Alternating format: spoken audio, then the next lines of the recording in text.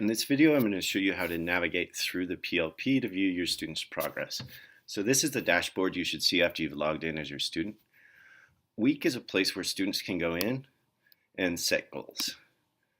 So it's got, you can make a custom goal, or it's got items under each content area where you can just click them and set a goal for that week. It's a good place to just, like, if you have your business plan to finish, you're going to have to do that. In humanities, you can add a goal. It's got all of these steps of things that your student needs to finish, and they can pick what they want to do just as a reminder, so that when they pull up the screen, the first thing they see is their goals, and that's a good reminder of what they're supposed to be doing. Under year, your student can see up here, these are projects. So the top row of each one are projects. And then the bottom row are, not the bottom row, the middle row are focus areas. These are where students can take content assessments. Content assessments are little tests that allow students to see how well they're doing in one, like knowledge of words 2. So this student got 8 out of 10. You need to get 8 out of 10 to pass the content assessment. Content assessments can only be approved by teachers. So that's not something they can take at home unless we make other arrangements. But before you take a content assessment, you can take a diagnostic assessment. So let me go back to one that the student hasn't finished yet. So I'm going to go to year again, and then we'll go to genre 1 in humanities, and then we're going to go to start diagnostic assessment. It's not going to let me do this because I'm not actually signed in as a student, but this would pull up a multiple choice test that will tell the kids how they scored in each of these different sections over here. So introductory materials, definition of genre, fiction, nonfiction, personal writing. So the spot that they need to study, they can just click here, and it'll take them to, it'll give definition of genre here, fiction. So I need to study fiction because I got 0 right in the fiction area. I can study this material. All of these materials are teacher-vetted websites like Khan Academy that allow the students just decent resources for getting tutored in this subject. Now, some of this stuff is taught in the classroom, I think, in a lot of different contents. I know math and humanities and word study, they take notes on all this stuff, and there's teacher instruction on this stuff. But another component of what we do, like in design, there are no focus areas.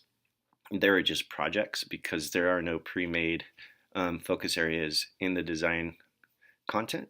So our focus is primarily just on projects. So these projects will turn green when your student has submitted it for feedback and the teacher has evaluated it. Sometimes they'll be red. I know specifically in math right now, this line right here, this blue line, is where Summit says students should be. We don't have control over the pacing of this line.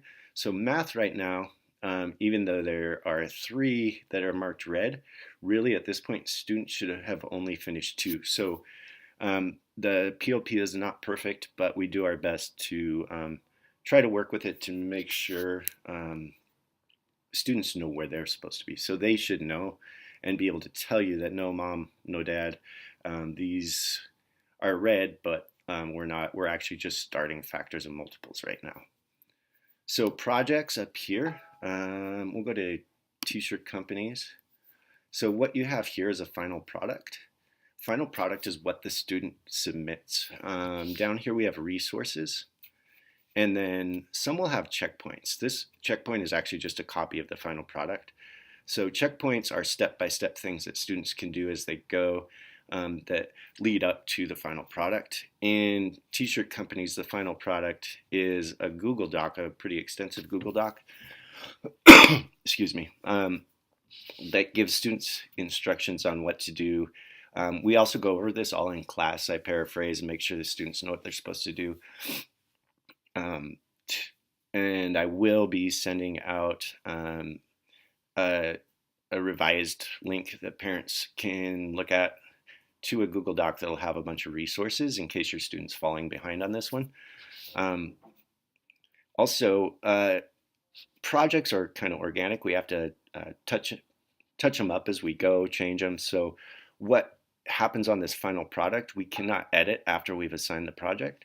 So we may have alternate ways of allowing students to submit work, or different types of work than is actually on the final product. So that's something to bear in mind when reading through projects. If you see a deviation in what the project says they're going to do and what the students are doing, um, that should be something your student can explain as well, or you can always contact the teachers. Um, for instance, in the business plan, let's see if it'll let me open it. So kids went in, they figured out how to cost and price vinyl per square inch. This was a bunch of unit conversions and unit rates that they had to do. But if we come down to the bottom right, so design right here, it says to upload some designs. What the students are doing now is they're actually uploading a Google Forms with screenshots of their designs that's intended to ask other students what they think of the shirts to get their subjects' feedback. Prototyping would be a picture of vinyl that was cut. And then the calculator. So we did a Google Sheet and programmed it so that we could just change the quantity and it would tell us exactly what the cost and price of the t-shirt was, so how much it cost us to make it and how much we were going to sell it for. But we also did a hot pepper calculator, and students were given the option of uploading a link to either one in this section. So that is something that changes. I can't change this document, but I can change or add what the students let them know, as long as they know what to put in here. And this will all be on the amended document that I send out to parents. So again, we go to year. Top one is projects. Second one is focus areas.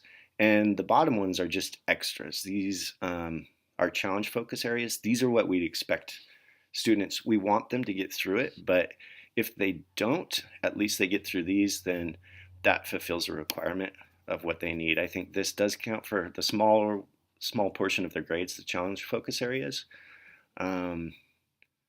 But the primary focus for focus areas is the powers, not the additionals and the challenge. So projects and power focus areas are what we really concentrate on in class. Now math is a little bit different, as everything in math is taught primarily through the power focus areas, where the teacher goes in and makes sure that students have class time to understand concepts, take notes, work through problems, and then they break it up with some cool projects. The next one coming up is a smoothie competition, which I'm really looking forward to. So then down here on progress.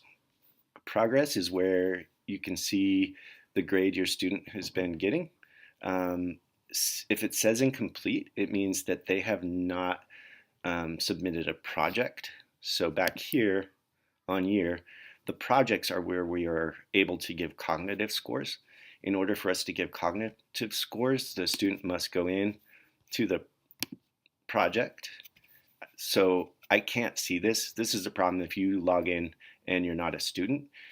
Sometimes you'll get you need permission. But over here, the student will be able to submit it. After they submit it, we grade it and send it back, and then it says scored.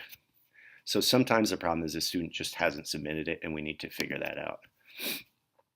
So progress also, this is just shows what the student's done. So it gives them a check. So things on their goals, if they have the goals up and then they do this stuff, it shows things they've done. So they attempted this, they submitted this, it gives them a check, and you could just keep going through this stuff.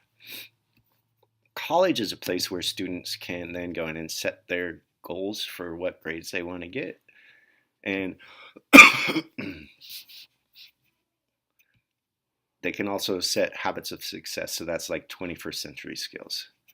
All this stuff here: get started, explore, grades, test scores, my essay, and letters of recommendation. These are just tools to help them keep track of stuff that they will need to get into college. So that concludes the video for today. I hope this was helpful. Feel free to reach out to any teachers if you have any questions. Our emails are all our first name at prideprepschool.org.